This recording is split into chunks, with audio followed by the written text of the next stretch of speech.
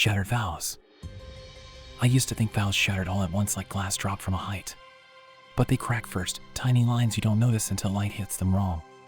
The night it began, my phone lit with a message that didn't belong in a faithful marriage, room 512. Don't be late. Maya slept beside me. I told myself it was business, a client text. But my chest burned like I already knew I was lying. I turned the screen face down, pretending the crack hadn't started. Money was tight. I was a project manager with bills bigger than my paycheck. When rate rose again, Lena, a coworker, pitched a wellness business with bonuses that sounded like rescue. She called it leadership. At first it worked. Friends bought kids, coworkers signed up. A few hundred here, a bonus there. It felt like a miracle. But the miracle faded. Auto shipments multiplied. Invoices bled red. Overdrafts came like clockwork. Then came advisory fees from Milvarise Holdings. I didn't remember authorizing them. The logo matched Lena's pitch decks. I bought flowers from Maya instead of confessing. She smiled, but her eyes searched for answers I didn't give. That night Lena insisted we meet to discuss strategy. I went, convincing myself it was work. Room 512 wasn't strategy, it was whiskey, promises, and temptation. She stood too close, told me I was a born leader. I stepped back and said I am married. She smiled and said so am I to my work. Then she slid a form across the table, leadership loans, chargeback insurance, all under my name. She said I will keep you safe. I left without signing, telling myself nothing happened. But someone had been watching. Later, Maya would get photos, me and Lena framed in angles that told lies better than I could tell truth. The next morning overdraft alerts screamed on my phone. Shipments I hadn't ordered. Contracts with my forged signature. I called customer service. The rep said this is standard leadership practice. My panic was their business model. That night Maya asked me to put my phone on the table. She showed me an email with the photos from room 512. She said, "What is this?" Her voice calm, her eyes sharp. I swore nothing happened. She didn't yell. She packed a bag. She said, "If you want to save this, stop lying." The silence that followed wasn't peace, it was punishment. I realized my lies had been louder than any truth I could offer. At work the next day, my manager handed me a folder with the same Milvarise logo. He said we were encouraging side hustles. My stomach dropped. This wasn't fringe, it had crawled into my job. I traced addresses. Milvarise. RKR Ventures. Finch Advisors. Different names, same building. They weren't just selling vitamins. They owned the rent hikes on our apartment too. Everywhere I turned, the same hand pulled the strings. I called Lena. No answer. She texted leaders make decisions. See you on the call. I joined the late night webinar.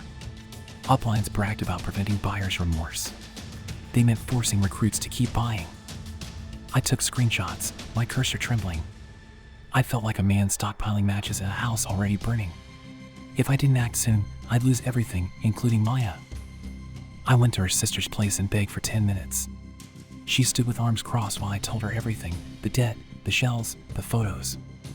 I swore I hadn't cheated, but admitted I'd lie every day and hid the truth. She listened. When I finished, she said, "If you want to fix this, we fix it together or not at all." For the first time in weeks, I breathed. We had a chance, but only if I stopped pretending. We built a plan. I compiled evidence, forged contracts, screenshots, recordings of uplines pushing recruits into debt. Maya contacted a journalist she trusted and a state investigator. But we needed more than files. We needed their own words.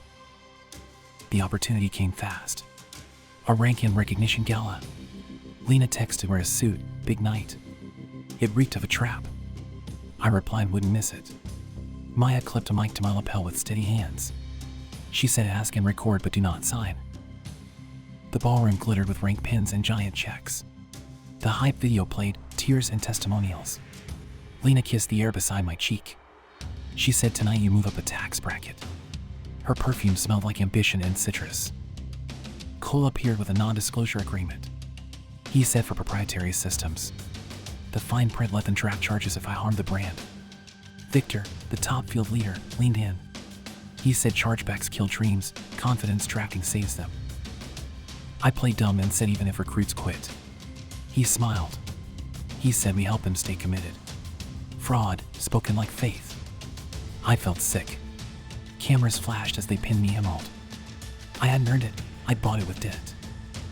Back at the table, Lena whispered, your wife doesn't need to approve what you do. We can coach her to support your journey. She tapped my wedding ring like a threat. The mic in my jacket hummed, catching every word. Upstairs, Maya sat with the reporter and investigator, listening live. Mira, our friend who spoke spreadsheets, texted, we have enough, do not sign.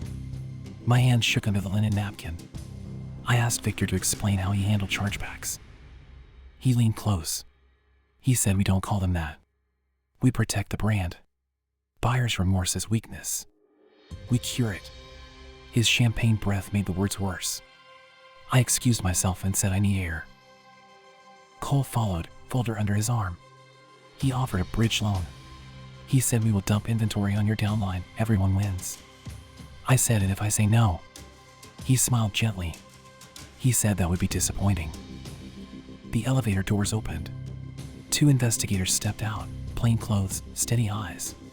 One of them said Cole Mercer. He tried to smile and said, just getting coffee.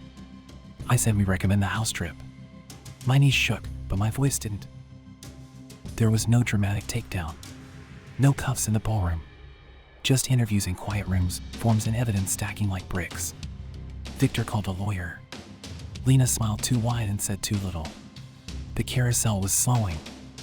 Weeks blurred with paperwork and apologies. Our bank reversed some charges. Regulators opened a review. Recruits called me, some angry, some forgiving. I told the truth. Some forgave. Some didn't. I carried both. Maya came home with conditions. We built a budget on the kitchen table, saw a counselor, and stuck a note on the drawer where the credit cards lived. It read, call each other first. Apologies bought groceries. Truth bought slow trust. One afternoon, Victor texted, we should talk, there's still a way to win. I set the phone face down. Maya came home, leaned her head on my back, and said, smells good. I said, so do you. For once, I didn't need to sell anything. The reporter's story ran. Fraud, scheme, manufactured complaints. Our names weren't public, but our story was. Regulators called it extortion. For us, it was relief. The partner's hand had let go. Debt still lingered, but shame stopped steering. We planted herbs in a patch of dirt behind our building, read our vows on the floor with coffee, laughed at metaphors we once thought profound. We let the cracks show, lined with gold, stronger than glue. People asked if we fixed our marriage. Fixed implies invisible cracks. We didn't hide them, we made them part of the story. Shattered vows became mended vows. Not perfect, but proven. Sometimes I wake at 2 a.m., chest tight, and reach for my phone. Maya rolls toward me, hand on my shoulder. I whisper, I'm here. She whispers back, me too. Not forgiveness exactly, something sturdier. On our anniversary, we drove to the coast and wrote new vows. Not to replace the old ones, but to grow them. We promised to tell bad news without waiting for good. To never outsource our future. To choose honesty when it hurts. If you want a lesson, here it is. The wrong voice tells you to sign fast, chase rank, and keep secrets. The right voice tells you to slow down, ask for clarity, and come home. If you are lucky, the right voice is the one that still answers when you knock. Shattered vows weren't the end. They were the beginning of something harder, slower, and real. We broke, confessed, rebuilt. We chose each other with eyes open. We learned to count different things. Now, when the phone buzzes on the nightstand, I turn it face up and hand it to Maya. Sometimes it is spam. Sometimes it is a thank you from a recruit who got their refund. Sometimes it is silence.